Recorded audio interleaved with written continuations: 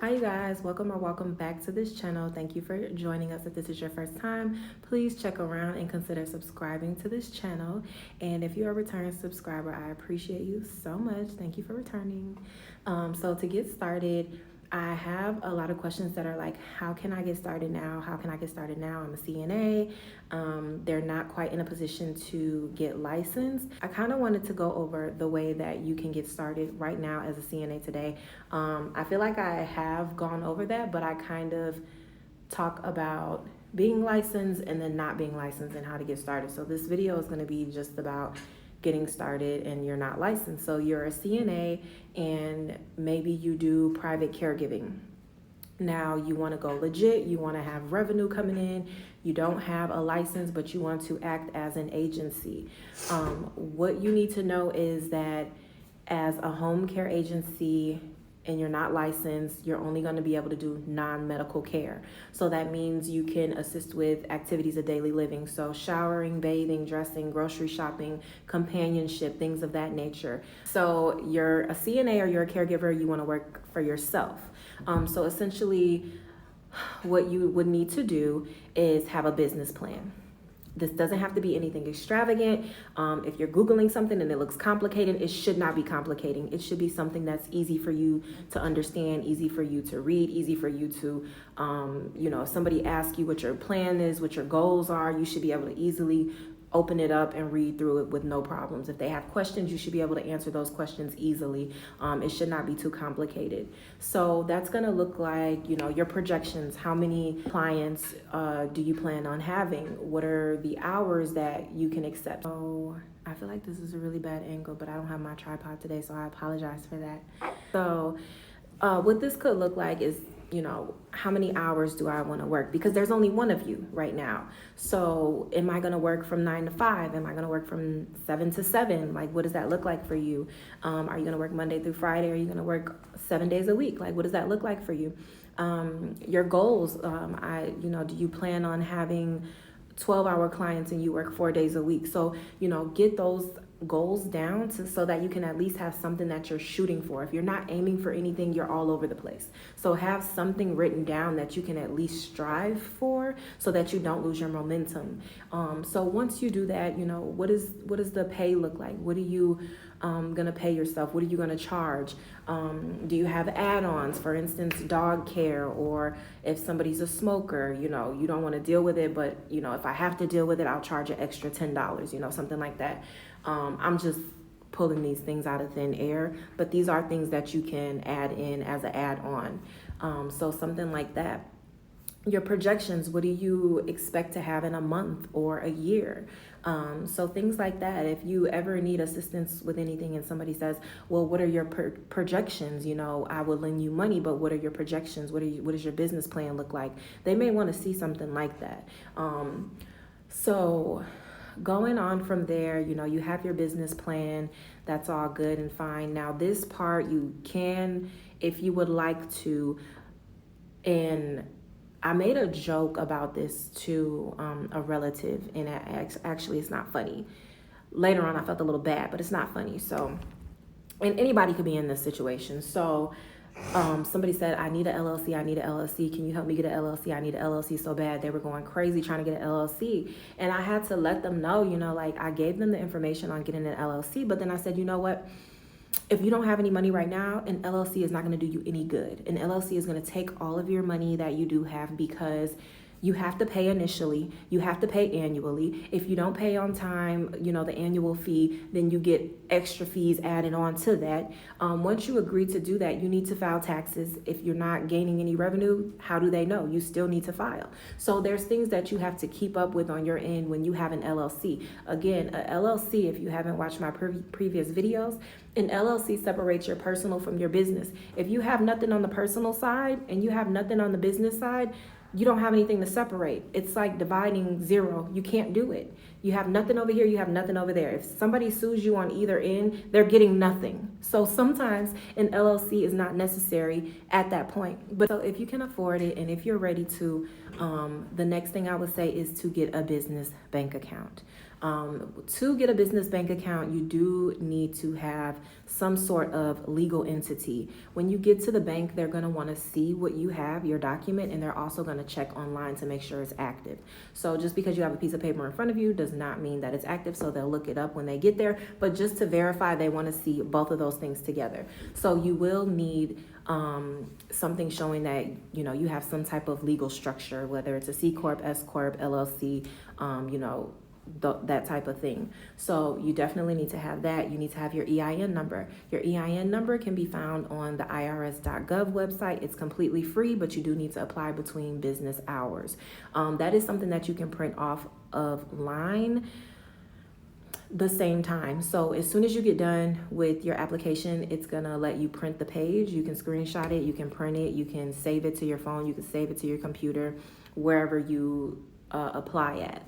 So that's another thing you'll need when you go there. And of course you'll need identification. So I feel like you need to be willing and ready mentally.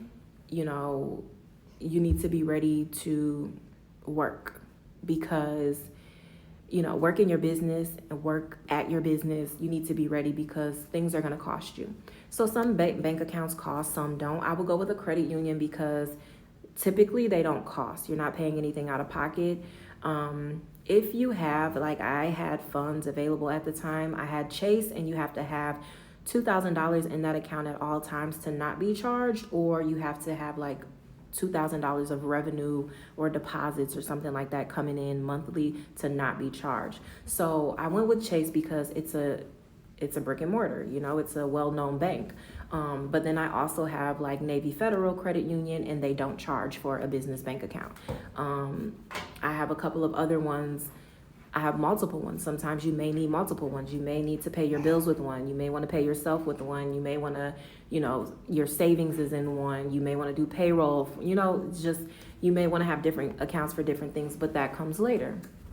So initially, you have your business plan, you have your EIN, you have your legal structure, you have your business bank account. So with those things, you'll keep them tucked away in a safe place.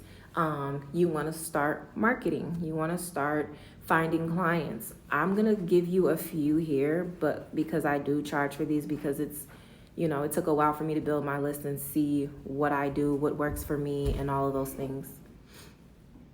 So one thing I would say, whether you're a part of a church or not, you can definitely go to churches and just let them know. So one thing is, if you're not advertising or letting people know about your business, you're doing your community a disservice. Because, and I need you to look at it that way, you're doing your community a disservice because there are so many people that I ran into that didn't even know that this service existed. They thought that you had to have a doctor's referral. They thought that you had to have Alzheimer's or dementia. They thought you had to have like a broken leg or something, and you could just simply be old and tired. Just that simple. So, you could be in really good health, nothing's wrong with you, you just want a little help around the house. As a senior, you could do daycare, not necessarily daycare, but like where you travel to someone's home to take care of a child, or teenagers, so because there's that age where sometimes, parents are like, I don't want my kid home alone. And in Illinois, you can be 13 and be left home alone, but some parents are like, nah, 13 is a little bit too young.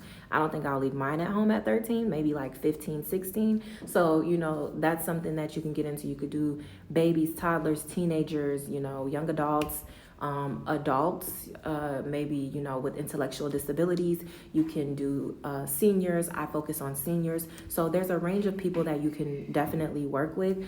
It's just all in what you want. And again, that'll be in your business plan. So I would definitely check with like public aid services, public assistance. I would check at churches. I wear my merchandise when I go places right now. When I leave, I have to, go places in the community. If I'm doing shopping, if I'm taking my kids to the library, if we're going to, whatever else we go to as a family, like it's family friendly, that's a perfect place to have a hat on or a t-shirt or a sweater, maybe a button, a name tag. I find that a lot of people want to read my shirt. When I have my name tag on, people want to read my name tag and they're like, oh, you work there? I love that place. Or you work there? What is that place about? I never heard of it, And first of all, I'm so proud to say, this is my agency. I have a home service agency. I service seniors in the community, and the reaction that I get from them, they're like, oh my gosh, you're so young, or that is so great that you do that, But it's also opening up an opportunity to talk to people and for them to get familiar with you and for you to offer your services. And, if they hear from nobody else at all, and they're talking to somebody and they hear somebody needs help, they're like, you know what? There was a girl that I met and she said she worked for this agency, or actually it was her agency or something like that. Google it and let's call her. And again, advertising. So having flyers, maybe you can print some out, like split the page in half so you have 2 on 1 page. Business cards, because when you're talking, that's a good opportunity to pull a card out and be like, oh, this is my agency actually, if you know anybody, or just keep it, because I don't like that you've never heard of my agency. I want to be known. Wherever you're at, actually, do you have a bulletin board? Because if you haven't heard about it, there's plenty of other people who probably haven't, and I would be doing a disservice to you if I didn't offer you a business card of mine, or if I didn't post it on a bulletin board or something like that, So you have to think that way. Don't feel like you're selling yourself, or you're being a burden, you're bothering people. Don't think of it that way. Look at it like, there's people out there that need the help and they don't know where to go. They don't know who to call. And a lot of times they have, resources at doctor's office and things like that. But if they never have a situation where they need that help, like they can't go home unless they have a caregiver or a CNA, they're not usually introduced to it, So sometimes it only comes when they have a stroke or when they have a fall. So what about the people who are at home and they're perfectly fine, but they just need companionship, or they can't cook anymore because, they're not diagnosed with Alzheimer's, but they're leaving the stove on, or maybe they're too stressed, or, different things are happening at home, so they haven't been introduced to it yet. So you got to be out there willing to talk to people, willing to network. Once you get your client, it's where I come in. I can definitely help you with a service plan and a client agreement. You can actually find these things on my website, which will be listed in the description below to get you started. I think, so my birthday is September 27th, and I have another video that is posting that day. I think I'll do a bundle package for those of you that want to get started like right now, and it'll have everything that you need in it to get started right now. So if you want to head over to my website, it will be posted by the time this is posted. And you'll have everything to get started right now. So that'll be a few policies, a client agreement, the service plan, so that you know what services that they need, what time they want their services to be provided, the days, things like that. The seriousness, are they bedridden? Are they able to walk? Do they just need companionship? It'll have all of those things on there. And then the client agreement, again, mine has been looked at by an attorney, so I have a few things in there that'll keep you safe. Another thing I will add in there is the name of the insurance company that I have. I recommend that you have insurance. It will save you in the event that anything happens, okay?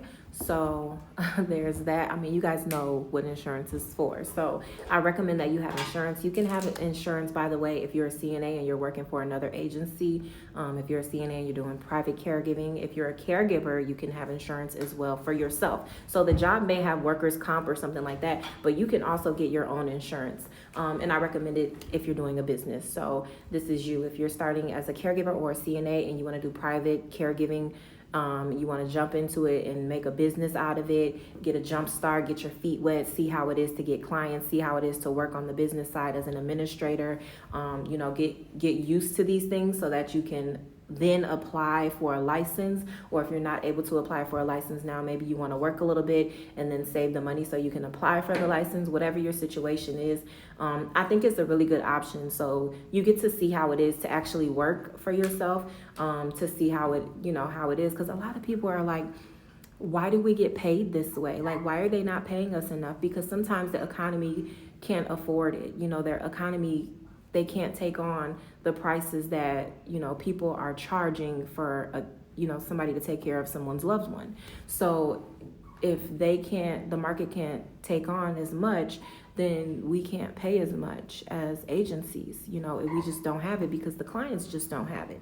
So you get into this business, and when you're the one that's in charge, you're the administrator and you're making the money and you're running the plays, you start to see how it is. But nonetheless, this is a good way to get started. And I'm glad that I can bring this information to you. If you have any questions, leave them in the description box below. If you would like to work with me one-on-one, maybe your situation is a little more personal, you don't want to ask a question publicly, that's fine. You can contact me. All of my information is below and in the About Me on the channel.